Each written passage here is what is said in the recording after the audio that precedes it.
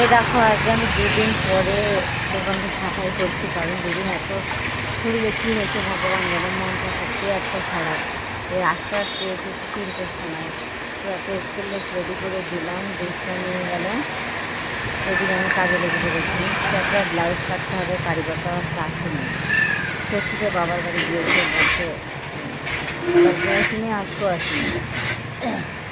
তা আমাকে তো আসতেই হবে, কিছু করার নেই। তো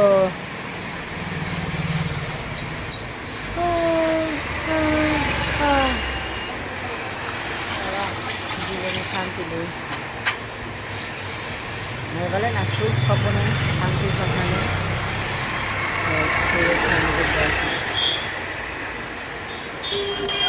কি ধুলো হয়েছে রাস্তার সাথে, দোকান তো দেখতেই পাচ্ছ।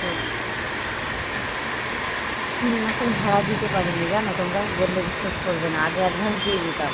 তাই মালিক ফোন করে বলছে কি যে পূর্ণিমা আগে তুমি অ্যাডভান্স দিতে, আর এখন কি করছো তুমি, ভাড়া দেওয়া কবে?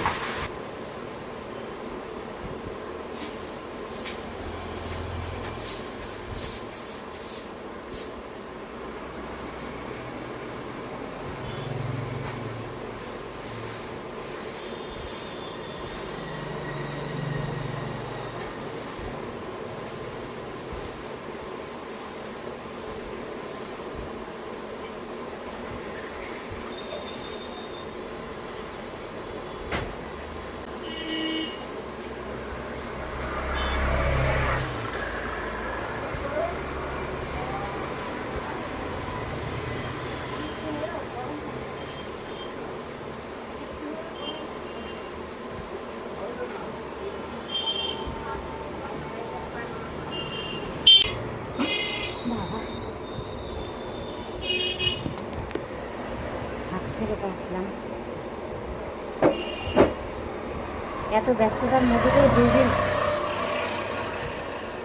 2 দিন পরে ঘরটা মুছলাম, 2 দিন ঘর মোছার টাইম পাইনি।